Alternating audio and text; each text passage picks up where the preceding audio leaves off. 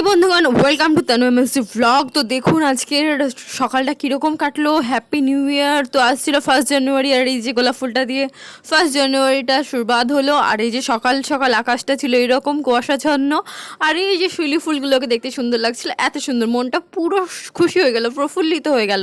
আর এই যে আমার মা বানাচ্ছিল, আজকে আমাদের পিকনিক ছিল আমার জেঠু বাড়িতে। আমার মা, বৌদি, জেঠিমা সবাই মিলে খাবার বানিয়েছিল, খিচুড়ি, আলু, অনেক কিছু তরকারি, আর হয়েছিল মাছ। আর এই যে এটা আমার জেঠুদের ফুলের বাগান ছিল, যেখানে যে সাদা রঙের এই জবাটা দেখলাম, এত সুন্দর লাগলো কি বলবো, খুবই সুন্দর জবাটা লাগছিল। আর এই যে পুরোটাই এটা আমার জেঠুদের বাড়ি ছিল। তারপরে আমরা খেতে বসলাম। আমার জেঠিমাকে কলার পাতা কেটে রেখেছিলো, এটা আমার ঠামা। তো এখানে আমার জেঠি খাবার দিচ্ছিলো। এই যে আমরা বসে গেছিলাম, আমার বাবুকে নিয়েও বসেছিলাম, ওকেও খাইয়েছিলাম খিচুড়ি।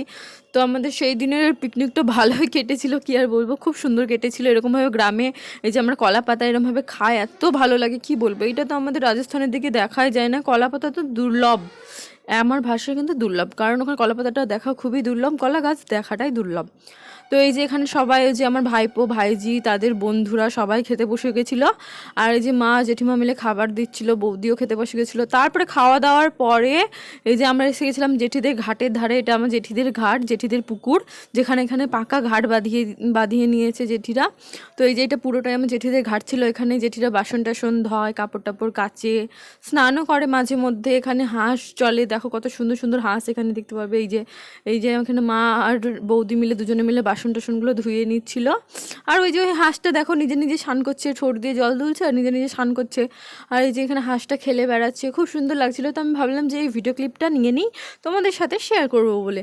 এই যে হাঁসগুলো সামনের দিকে এসে গেছিলো, কিছু কিছু ভাত ছিল, তো সেইগুলো ছিটিয়ে দেওয়ার কারণে তখন এসে গেছিলো হাঁসগুলো খেতে। আর ওই যে বৌদি আর মা মিলে বাসনগুলো এখানে ধুচ্ছিল, কিছু কিছু আরও বাসন ছিল, সেগুলো জেঠি ধুচ্ছিল ওপরে।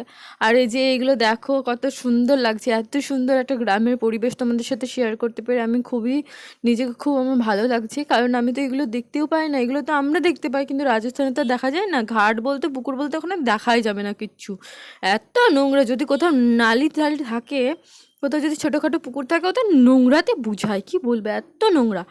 আর একমাত্র আছে চম্বল নদী, তাছাড়া আমি পুকুর বা ঘাট এখন দেখিনি।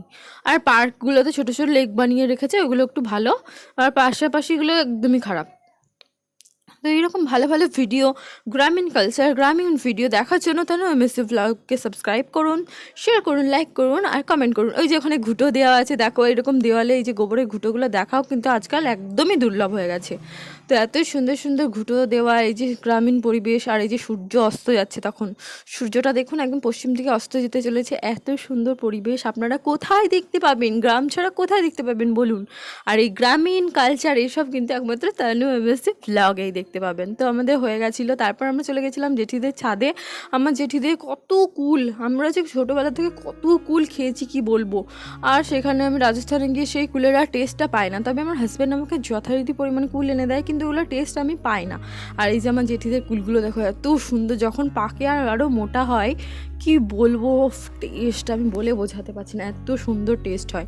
তো এই যে আমি কিছু কিছু ফটোও নিয়েছিলাম, আর পুরো ভিডিওটাও বানিয়েছিলাম। পুরো কুলের গাছটার ছাদ ভর্তি কুলের গাছ, যখন কুলগুলো পেকে যায় না, তখন সবাই নেওয়ার জন্য চলে আসে, সবাই খাওয়ার জন্য। আমি ভেবেছিলাম কি কিছু যখন কুল পেকে যাবে আমি খাবো। আর এই যে এটা হচ্ছে আমাদের গ্রামের মন্দির, যেটা 2021 সালে উদ্বোধন করা হয়, আমাদের এখানকার মধ্যে সবথেকে বড় মন্দির। আর এই যে কুলগুলো প্রায়ই মানে পাকবে হয়ে আসছে, কারণ সামনে সরস্বতী পুজো আসছে, সরস্বতী পুজোর আগে এগুলো পেকে কিন্তু নিজে থেকে তৈরি হয়ে যায়, পেকে একদম রেডি হয়ে যায়।